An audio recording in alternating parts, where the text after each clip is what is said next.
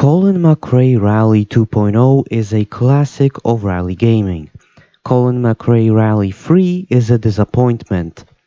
But what about Colin McRae Rally 04? Is it another classic of rally gaming, or is it another disappointment? According to the fanbase, Colin McRae Rally 04 is an amazing game that is one step away from being a classic of rally gaming like Colin McRae Rally 2.0. But is this statement actually true? Well, let's see.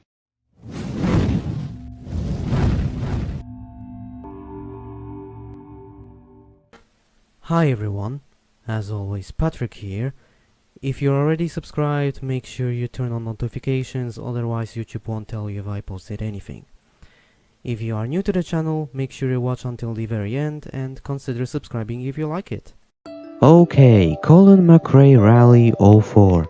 Colin McRae Rally 04 was developed and published by Codemasters, and it was released in 2003 for the original Xbox and PS2. It was also released in 2004 for PC. What you're seeing right now is the PC version. It is the fourth installment in the series. If you've watched my other Colin McRae Rally analysis videos, you already know how I am going to analyze this game.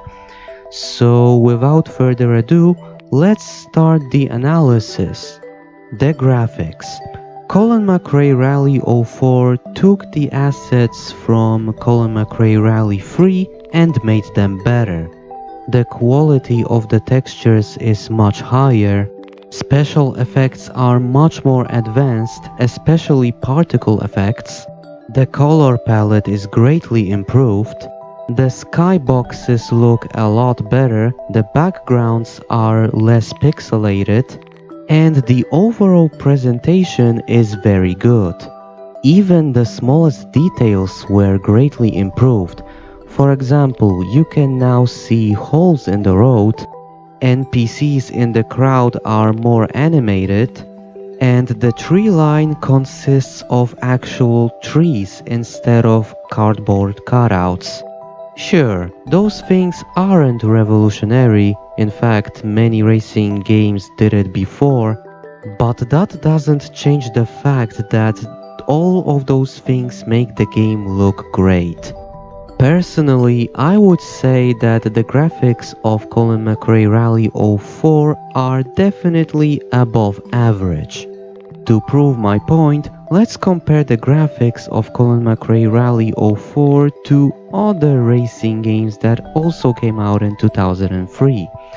In 2003, we had games like Mini Racing Online, Taxi 3, Rallycross, the PC port of Colin McRae Rally 3, Live for Speed, Ford Racing 2, V-Rally 3, and Chase HQ 2 Evolution. Colin McRae Rally 04 definitely looks better than most games I've just mentioned.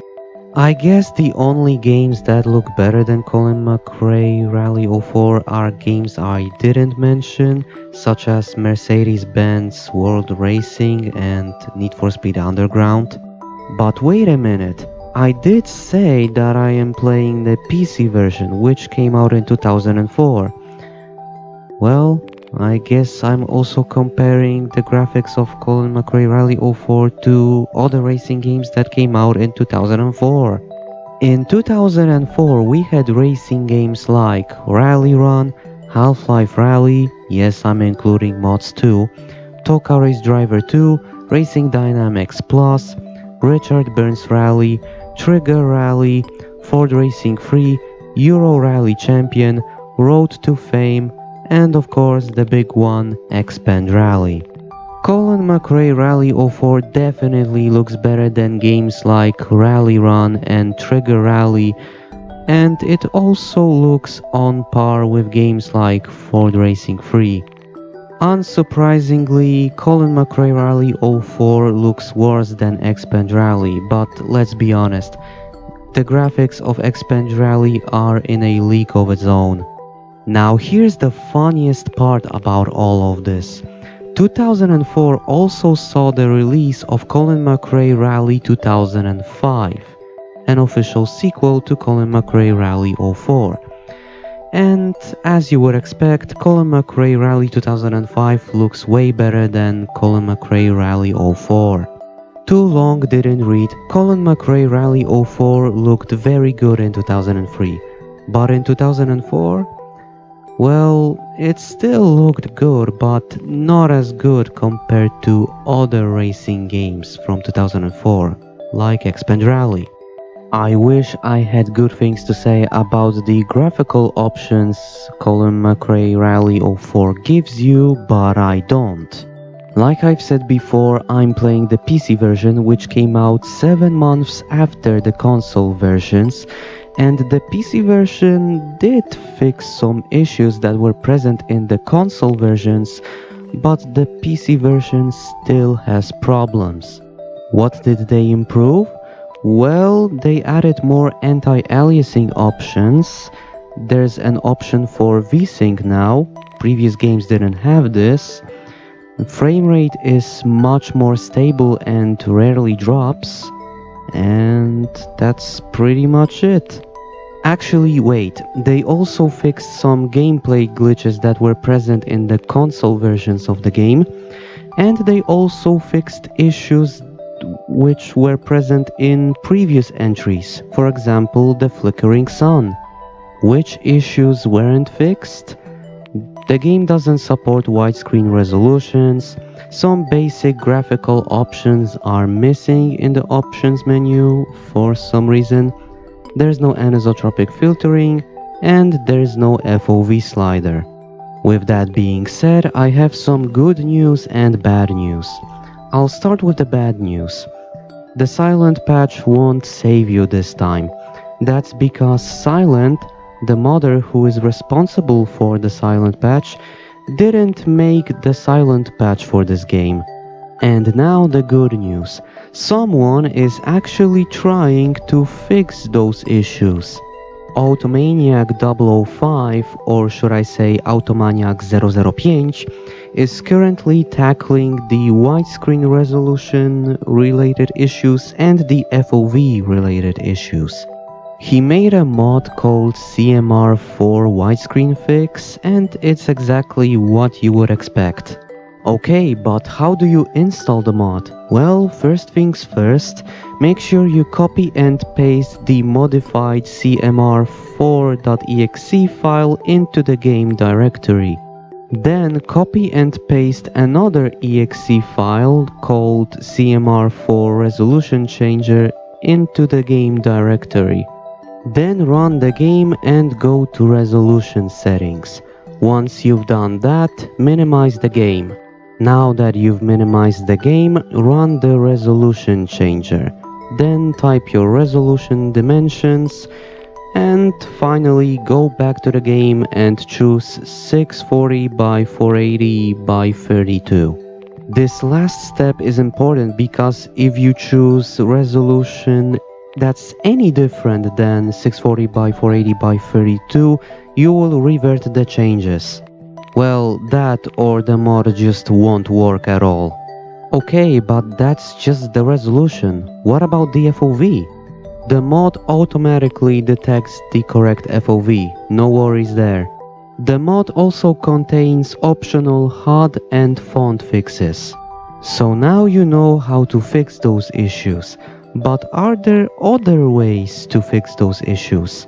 There are on the PC Gaming Wiki, but I should quickly mention that those tutorials on the PC Gaming Wiki are outdated and probably don't work anymore. Oh, and before I forget, every single widescreen and FOV fix I found has one flaw. They work only if you install the 1.01 patch first. Okay, well, I'm not forgetting anything, right? Oh wait, the graphical issues and anisotropic filtering. The small graphical issues, or actually I should say the small graphical issue, is the lack of separate graphical options. Unfortunately, I don't think anyone will be able to fix that. The same thing goes for anisotropic filtering. In theory, you could install Digivoodoo 2 and then use it to force anisotropic filtering for this game, but I didn't see anyone try that, and no one can confirm if it actually works. I would love to see if this is possible. And that was me talking about the graphics for 10.5 minutes. Way too long, but I always talk about the graphics for that long. With that being said, let's move on and let's talk about the story. For this section, I need to briefly mention Colin McRae Rally 3, whether I like it or not. Colin McRae Rally 3 didn't have a story, but it had a very interesting premise. You had to, big air quotes here, be Colin McRae himself, and you had to race for his Ford team at the time. This means that Colin McRae Rally 3 was a historical game, in a way. It covered 3 years of the Sparko Rally Championship, 2002, 2003 and 2004 to be more specific. You also raced on tracks that were taken straight from the Sparko Rally Championship. All of this created an interesting premise that also made up for the lack of story. Colin McRae Rally 04 doesn't have any of that. In Colin McRae Rally 04, you play as yourself and you try to prove to everyone that you're the best by winning every championship. That's it. I can't believe it took me almost 2 minutes to say that Colin McRae Rally 04 has no story. Let's be honest, you probably don't even care about the story, so let's talk about something you would actually care about, the gameplay. I'll start with the gameplay loop because it saw some changes. The previous entry had 3 difficulty modes, normal, hard and very hard. Each difficulty mode had its own championship, so you basically had 3 championships to complete. This entry changed quite a lot in that department. Colin McRae Rally 04 has 6 championships to complete. 3 championships for the 4-wheel drive cars, 2 championships for the 2-wheel drive cars, or should I say front-wheel drive cars, and 1 Group B championship. In the previous entry, very hard mode had to be unlocked by completing hard mode. In this game, when you first start the game, the Group B championship is locked and you have to unlock it. You can easily unlock it by completing any championship in the game. The 4-wheel drive championship also has the expert difficulty mode, which is locked and it has to be unlocked. You can unlock it by completing the hard mode from the same championship. Here are some more comparisons. In the previous entry, you could only use 1 car in the championship mode, and that car was the Ford Focus. There was no way to change the car. You had to complete the entire game with Ford Focus. Yes, the previous entry did have other cars and you could unlock them just by simply completing the game, but all of those other cars you could use them only in the single race mode, which is insanely stupid. In this game, the game lets you choose the car you want to use for the entire championship at the beginning of every championship, assuming that the car you want to use is already unlocked. At the beginning of the game, you can only use 4-wheel drive cars and front-wheel drive cars. Group B cars are locked at the beginning of the game. You can unlock them by simply winning championships. The same goes for all other car types. And now for the final big gameplay loop change. In the previous entry, when you damaged your car and you got to the service area, all damage was repaired automatically. You couldn't repair the car manually at all. Colin McRae Rally 04 fixed this issue. When you damage the car and you get to the service area, the car no longer automatically repairs itself, and now you can repair the car manually. Not only that, you can also choose what you want to repair. Finally! Why did we have to wait 1 year for this change? There are some other small gameplay loop changes, but I will cover them later because I also have other things to talk about. Don't worry, I have a section dedicated to a very important aspect of the game, and in that section I will also cover those small gameplay loop changes. With that being said, let's move on to the next section of the video, the driving. This section of the video is split into 3 different sections, because that's how I always analyze racing games and I don't want to change a thing. This part of the video is for those who are watching me for the first time. When I analyze driving in racing games, I always analyze the damage model, both visual and mechanical, the physics, and the handling. Let's start with the first one. The visual damage model in Colin McRae Rally 04 is a huge improvement over its predecessor. I feel like Codemasters played a lot of Colin McRae Rally 2.0 before developing this game, because all the good stuff you've seen in Colin McRae Rally 2.0 is also present in this game. And I mean it when I say it, the cars can get pretty messed up in this game. You get the obvious stuff like windows breaking, bumpers hanging by a thread, parts falling off, marks from crashing, stuff like doors and the hood cannot be closed when they're damaged, and other stuff like that. Codemasters clearly put a lot of effort into creating a great damage model. The visual damage model is great, but it's not perfect.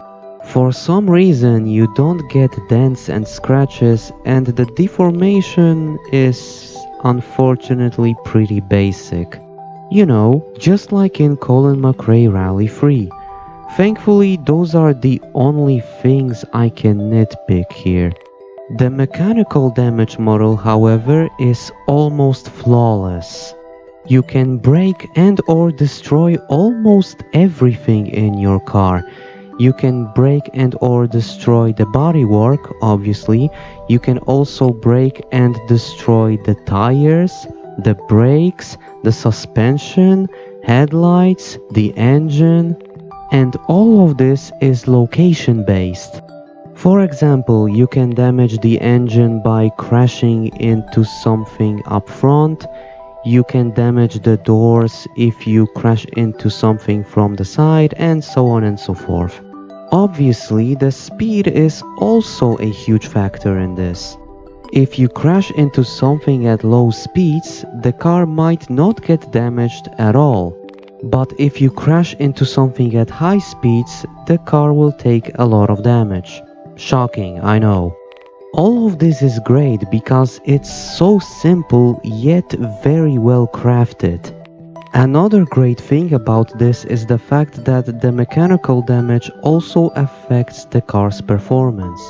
Here are some examples. If you destroy the spoiler, the car will have less downforce. When you destroy the engine, the car will overheat and it will also stop working for a couple of seconds. But because Colin McRae Rally 04 is an arcade racing game and not a simulator, the car will start working again after 30 seconds, but only for a few seconds. And if you destroy the muffler, the car will sound different. Obviously, the entire damage model is a lot more complex than that, and I would provide more examples if I could, but if I did that, the video would be 5 hours long, and as you can see, this video is already way too long. Because of that, I'm just going to move on to the next section, the physics. The physics in Colin McRae Rally 04 were greatly improved compared to Colin McRae Rally 3. The cars in this game are no longer lightweight. In fact, every car in this game has its own weight value. Some are heavier than others and some are lighter than others. Simple as that. All cars have just the right amount of downforce. Not too much, not too little. That's how I like it. Sure, some cars have more downforce than others, and the cars that have more downforce are usually the ones that have a spoiler, but for the most part, almost all cars have the same value. All cars stick to the ground in a natural way.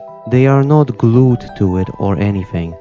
They also don't levitate above the ground, and most importantly, they aren't floaty. Most of the time. They are floaty in the Australian stages, for some reason, but that's the only location in the game where the cars are floaty. They are fine everywhere else. Other physics related stuff like jumping physics, or in this case, jumping over crests physics, carried over from Colin McRae Rally 3, which were carried over from Colin McRae Rally 2.0. So yeah, physics good. Let's talk about the handling. Handling good. It's also greatly improved compared to Colin McRae Rally 3. I say this because the handling in Colin McRae Rally 3 was sometimes grippy, sometimes slidey, and sometimes twitchy. Oh, and there was no in between. Colin McRae Rally 04 fixes this issue by combining all of those aspects together. Well, almost all of those aspects. The handling in Colin McRae Rally 04 is never twitchy. Instead, it's grippy and slidey. But wait a minute, you ask. Isn't that a bad thing? Yes it is. But only when this combination is unbalanced. Thankfully, this combination in this game is balanced. You have just the right amount of grip in this game. Not too much, not too little. The slidey handling is also not too slidey. It's perfectly controllable. That's how it should be. The surface type you're racing on also affects the handling. For example, some surface types give you more grip, some give you less grip. Some surface types make the handling more slidey, some surface types make the handling less slidey, and so on and so forth. The controls are precise but not too precise, and they're not unresponsive. The brakes in this game are weaker compared to the ones from Colin McRae Rally 3, but they're not weak. They still get the job done. Another thing I like is the fact that the mechanical damage actually affects the handling. I know I've already provided these examples, but I will provide them again. When you damage the brakes, they will be less effective. The more you damage the spoiler, the less downforce the car you're using will have, assuming the car you're using has a spoiler. When you destroy the headlights, they won't work, and so on and so forth. Obviously, it's a lot more complex than that. I've just provided the most obvious examples. As you would expect from a rally game, the surface type you're racing on also affects the handling. Surface types like snow and ice are slippery, obviously. Racing on gravel is slidey but controllable. And racing on tarmac is grippy.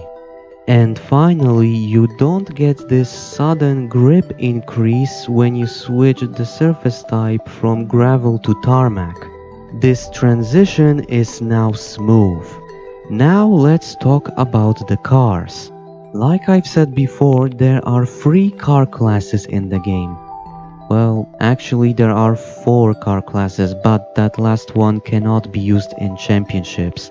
Which means Colin McRae Rally 04 has 3 car classes that the game actually wants you to use, and then there's the 4th car class that is just a cop-out. The 3 main car classes the game wants you to use are the 4-wheel drive class, the 2-wheel drive class, and the Group B class. Oh, and that one car class that you can't use in championships are bonus cars. Every car in those classes have unique attributes. Here are some examples. Group B cars are the fastest cars in the game, but they're also insanely hard to control. The cars from the two-wheel drive class are the slowest cars in the game, but they're also insanely easy to control. And the cars from the four-wheel drive class are the most balanced ones. Not too slow, not too fast, not too easy to control, and not too hard to control. Oh, and the bonus car class mixes attributes from both the four-wheel drive class and the two-wheel drive class. Sounds pretty complex, right? Guess what? Things get even more complex. Every car feels different. Some have more grip, some have less grip, some are more slidey, some are less slidey, some are heavier, some are lighter, some have more downforce, some have less downforce, some cars have a spoiler and some don't, and some cars are turbocharged and some cars aren't. As you can see, every car in this game has something you're looking for. The game also lets you experiment. Can't complete the championship with the Ford Focus? Maybe you'll have more luck with the Subaru. Actually, you will have more luck with the Subaru. It's just as overpowered as it was in Colin McRae Rally 2.0. Now that I've mentioned those two car brands, let's talk about the car selection. This game doesn't have a lot of cars to choose from, but the ones you can choose from are some of the most important and some of the most recognizable rally cars in the history of rally racing games. Some of those cars include the aforementioned Subaru, Fiat, Ford, MG, and more. Every car in the game has its own distinct look, and not only that, every car in the game has its own iconic livery. Except for the fact that this game has no official WRC team license. All of the cars' liveries are either fictional or taken from championships other than the WRC. I have no idea why this game doesn't have an official WRC team license, but that doesn't ruin the game. Unfortunately, there is one thing that makes the game slightly worse. The Group B car class has the one, the only, Lancia 037. I have definitely butchered that, I'm sorry. It's the only rear-wheel drive car in the game. And it's atrocious. No, seriously, don't use this car. Atrocious handling, atrocious top speed, and atrocious acceleration. And on that positive note, let's move on and let's talk about the tracks. Colin McRae Rally 04 has rally tracks in 8 countries. USA, Spain, UK, Finland, Sweden, Greece, Japan, and Australia. Each one of these countries has its own gimmick. That gimmick being a unique surface type. You, aka the player, have to adapt to this gimmick in order to succeed. The track design is actually a little bit worse compared to Colin McRae Rally 3. The variety is still there. You still have your straightforward tracks, technical tracks, wide tracks, narrow tracks, tracks with and without obstacles, and you also get a mix of everything. Examples: wide technical tracks, narrow technical tracks, wide straightforward tracks, narrow straightforward tracks, straightforward and technical tracks, and much more. Okay, so what's the problem then? The variety is still there. This game has way too many narrow and technical tracks. Oh yeah, the game also has too many technical and wide tracks too. But wait a minute, you ask. How is that a bad thing? Every single rally game from early to mid 2000s has many tracks like these. Yes, that's true, But this game has too many tracks like these. Didn't you hear me the first time? I mean, this is just... Oh, right. I'm sorry about that. That was really rude of me.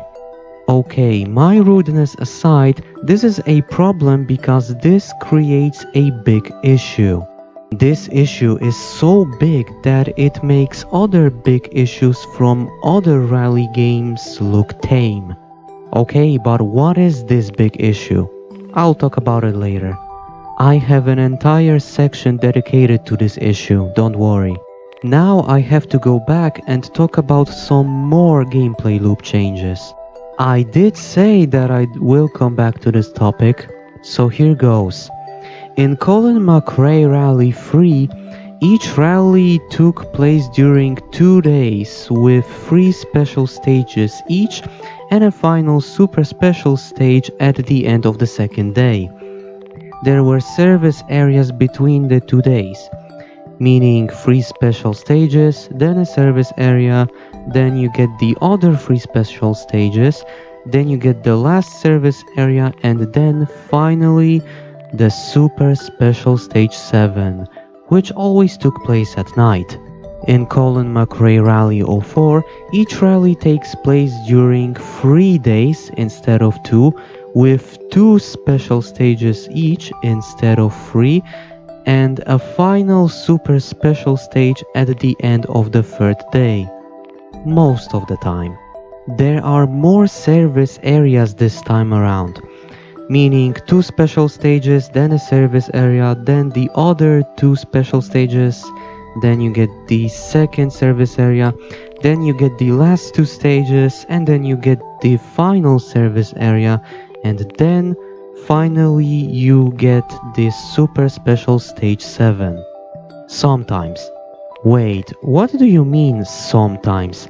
You see, in Colin McRae Rally 04, only 4 locations have super special stages.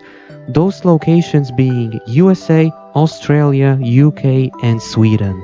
This means that USA, Australia, UK and Sweden have 7 stages, while Spain, Finland, Greece and Japan have only 6. This also means that Colin McRae Rally 04 has a total of 52 stages spread across 8 countries. It's not a lot, but it's still a decent amount of stages to go through. There's one more gameplay loop change I forgot to talk about when I was talking about the cars. You can finally manually change the setup of your car. Sure, you could do the same thing in Colin McRae Rally 3, but in Colin McRae Rally 3, the setup of the car was already adjusted to the stage's conditions. Well, at least it was like that on normal difficulty. You know, I'm looking at this footage and it reminds me of something. It reminds me of something I have yet to talk about. I just can't put my finger on it. Okay, let me think. What was I supposed to talk about? I talked about the cars, the handling, the physics. Oh yeah, the upgrade system. In Colin McRae Rally 3, you could unlock new parts and upgrades just by playing the game. In Colin McRae Rally 04, if you want to unlock new parts and upgrades, you have to work for them. You can unlock them by completing minigames. Every time you get first place in any location, you get the chance to play a minigame. Here are some of the most notable minigames. There's one where you have to destroy the tires you're using and then you have to get to the finish line when your tires are destroyed. There's one where you have to destroy your suspension by jumping over crests, and then you have to get to the finish line while your suspension is destroyed. There's one where you have to stop your car in a designated area. There's one where you have to change your gears at the right time, and more. These minigames are challenging. Why? 2 reasons. Reason number 1, the timer. Each minigame in the game has a timer. You have either 50 seconds or 1 minute to complete the minigame. You have to beat the timer. When the timer reaches 0, you fail. Reason number 2. Limited amount of retries. If you fail to complete a minigame, the game will give you a second chance. But if you fail the minigame when the game gives you a second chance, that's it. No more retries. You have to then get first place in another location without the upgrades you wanted, and then the amount of retries will reset and you'll be able to try again. But even if you do that, the game will give you a different minigame with another upgrade. But now you have to choose, which minigame do I choose and which upgrade will be more important. I really like this upgrade system. It's so simple yet so complex. And now it's time to talk about something I really don't want to talk about. The bad qualities of Colin McRae Rally 04. Firstly, there are no nighttime stages in this game. Why? Previous entries had them, so why couldn't this game have them? Secondly, it's finally time to talk about the big issue I was hyping up. Bad sense of speed. Codemasters noticed that Colin McRae Rally 3 played too fast, so they decided to make some questionable changes for Colin McRae Rally 04. The changes in question? Lower top speed and worse acceleration. There are times where the game says that I'm going over 100 miles per hour, but it honestly feels like I'm going half that. This problem is easily noticeable when you're using the chase camera. It's always static and never dynamic. Combine this with the narrow and technical track design and you get a game that feels way slower than it should be. The only time when the game feels fast is when you're using Group B cars. But even then, you still have to deal with a very bad chase camera and the narrow and technical track design. And that's the big issue I was hyping up. Thirdly, the Group B Championship. More specifically, the difficulty of the Group B Championship. The Group B Championship will test you, and I mean it will test you. Why? Because the Group B cars are uncontrollable, the AI doesn't make mistakes, the brakes in those cars are too weak, you take way more damage than you should, and you need to know how your car setup should look like before every stage. Of course, I am over-exaggerating it a bit for the video.